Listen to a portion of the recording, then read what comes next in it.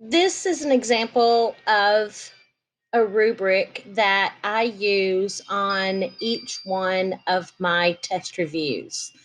Obviously, the list of learning outcomes is different for each test. This is my test on systems, and these are all the things that the students are supposed to know how to do.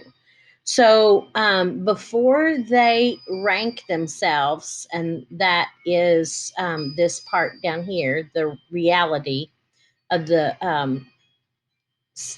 placement in terms of preparedness, before they find their reality, they go through each one of these and we kind of talk about them together as a class. What homework problems did we do for writing linear questions? Did we have a quiz on writing systems? Did I give you a graphic organizer for solving systems? You should get that out. What about the types of systems? That's probably a graphic organizer too. So we talk about each one of these um, learning outcomes that they're supposed to be knowledgeable of on the day of the test. After we've had that conversation, we then talk about the things that they are gonna use to rank themselves.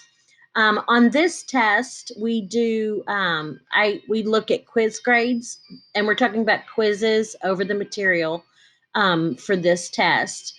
What was your average score on all of your quizzes? That may help you determine where you are. Um, for this list of 1, 2, 3, 4, 5, 6, 7 things, how many of these things would you say that you know? And when I say no, that means that you feel like you're prepared to do a test question. Do you know fewer than three? Do you know four? Do you know six? And obviously, this changes with the number of topics on each test.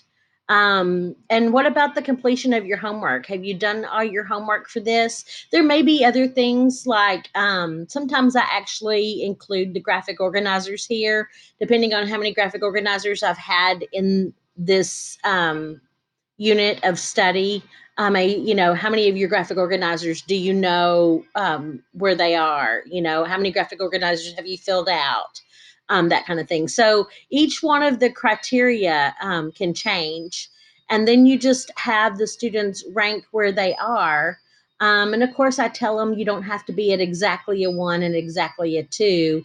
If you failed all your quizzes, but you've completed all your homework, then you're going to have to figure out, well, failing all of my quizzes, and maybe completing my homework, maybe I copied off my homework for everybody. Just because you completed it doesn't mean that you really did it. So you may have to, kind of guess where you are. But I tell them they can be a 2.5 or they can be a 2.8. I let them do decimals, but I just have them rank where they are, and then I have them set their goal. And it's perfectly fine with me if they are already at a 3 or 4 and they don't want to improve, then just be able to keep your 3 or your 4. Um, and then the rest of this is filled out based on where they've ranked themselves. If they are not at a 4, then that means there's something these are need to knows. There's something that you need to know. There's a question that you probably need to ask. Um, this down here, they would fill out if they, like if I put together a quizzes or something, they would write the quizzes. If I provided them with the test review, they would write the test review down right here. This makeup work, they're supposed to be specific with that makeup work. Like you don't just say, I have makeup work to do. You have to say, I have to do page 24, numbers 1 through 10. So they have to be specific with their makeup work. Let's say they don't have any makeup work, but there's something that they want to practice. They want to go back and redo one of the quizzes, or maybe there's a Desmos activity that they're going to go practice on.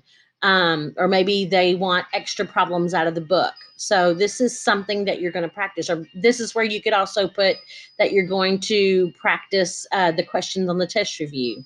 And this is something other. Maybe you want to schedule a tutoring session. So you would put right here that you're going to schedule a tutoring session. And then on the back is just a specific time for them to do all of these things. So when you're going to do your homework, when you're going to do your test review, I want to know, date and time. Because I usually don't give this to them until the day before the test, or the class before the test. We're on an AB block. So if the test is on Wednesday, they'll probably get this on Monday.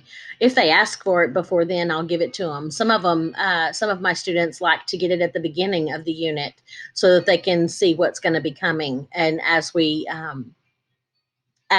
go through each one of them, they can kind of, make notes here to themselves on which each one of those look like. Of course, those are my A students, but um, but anyway, this is one way you can use a rubric and have the kids use it on their self, kind of a self assessment.